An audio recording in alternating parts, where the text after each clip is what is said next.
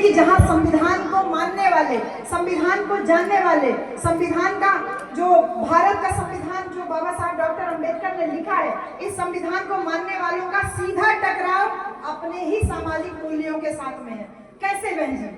सामाजिक मूल्य, संविधान कहता है सब जन एक बराबर है, और समाज का कहता है तू चमार हो, तू धोबी हो, तू पासी हो, तू खोटी हो, तू अही रहुआ, तू बुआर हुआ, तू कहाँ रहुआ, तू नुनिया हुआ, ऊंच नीच की व्यवस्था। संविधान कहता है बिना जाति भेदभाव के सब एक बराबर हैं, लेकिन समाज कहता है कि तुम लोग ऊंच नीच हो, यानी संविधान के साथ ही तो टकराव है। वैसे ही कहते हैं औरत और आदमी सबका अधिकार एक बराबर है, लेकिन वो व्यवस्था कहती है अरे तू बहरारू हो, मुड़े पल्ला न करबू, सेंदूर ना पहिरबू, बिछुआ ना पहिरबू, बियाह ना करबू, लड़का ना पालबू, ऐसे कैसे हो जाए? तो नौकरी करे चाहत हुआ तो नौकरी करा, लेकिन घरे आके तो खाना भी बनावे के व्यवस्था कहती है। बाबा साहब कह रहे हैं कि औरत आदमी सब बराबर है, हर चीज में बराबर है, लेकिन समाज कह रहा है कि नहीं, औरत आदमी से नीचे है। ये टकराव जो मूल्यों का हो रहा है, ये टकराव केवल एक दिन का नहीं, ये सदियों से है। और जब बाबा साहब डॉक्टर अंबेडकर संविधान लिखे तो असल लड़ाई संविधान मानने वाले और संविधान ना मानने वालों के बीच में है, क्योंकि संविधान जो मानता है वो कह रहा है कि मैं अपने वोट से अपना राजा चुनूंगा, और जो संविधान को नहीं मानने वाला है कहता देख लेता हूँ कैसे तुम अपना राजा चुनेगा, तुमको वोट डालने जाने ही नहीं देंगे, तुम्हारा वोट लूट लिया जाएगा, तुम्हारा वोट पैसे से खरीद लिया जाएगा, तुमको दारू पे खरीद लेंगे, पैसे पे खरीद लेंगे, तुमको वोट नहीं डालने देंगे। बाबा साहब डॉक्टर अंबेडकर ने ये कहा था।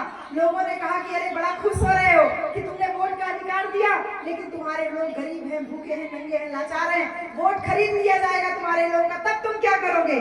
तो बाबा साहब डॉक्टर अंबेडकर जवाब देते हैं, कहते हैं आज ठीक है, आज भले ही मेरे लोग भूखे हैं, गरीब है, लाचार हैं, इनके पास पैसे नहीं है, ये अपना वोट बेच देंगे, लेकिन जिस दिन मेरे समाज के लोगों को अपने वोट की कीमत का एहसास हुआ, उस दिन तुम लोगों से ज्यादा गरीब कोई नहीं होगा, क्योंकि मेरे समाज के लोग अपने वोट की कीमत समझ जाएंगे। ये अरमान बाबा साहब लेके दुनिया से चले जाते हैं। यही सपना था, बहुजन समाज को शासक कौम बनाना और भारत को बुद्धमय बनाना। यही दो सपना था बाबा साहब का। ये सपना लेके बाबा साहब दुनिया से चले जाते हैं। बाबा साहब के बाद आते हैं मान्यवर कांशीराम साहब। साहब कांशीराम जब आते हैं तो बाबा साहब की किताब को पढ़ते हैं, और किताब को पढ़ के ऐसी बुद्धि खुलती है कि मास्टर साहब आप भी मास्टर, हम भी मास्टर, बस हम विश्वविद्यालय में पढ़ाते हैं, आप कॉलेज में पढ़ाते हैं, दोनों लोग मास्टर हैं। आज हम दोनों मिलकर नौकरी नहीं छोड़ पा रहे हैं, लेकिन मान्यवर कांशीराम साहब उस जमाने में सन 67 में साहब कांशीराम अपनी सरकारी नौकरी से इस्तीफा दे देते हैं, गांव गांव घूमते हैं, पैदल पैदल घूमते हैं, साइकिल साइकिल घूमते हैं, और आपको और हमको हमारी संख्या का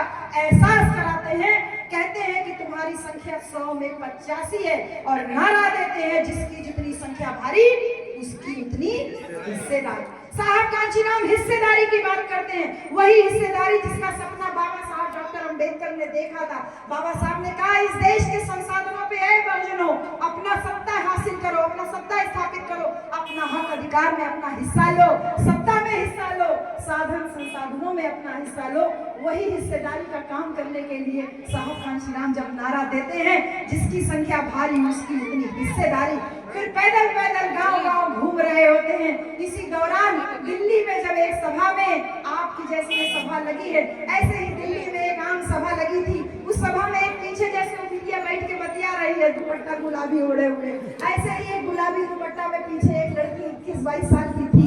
मंच पे भाषण चल रहा था, भाषण में ये बोल रहे थे लोग, अरे ये हरिजन लोग, ये हरिजन लोग, ये हरिजन लोग। वो पीछे बैठी लड़की ने एक पर्ची लिख के दिया कि मैं भी इस सभा में कुछ कहना चाहती हूँ।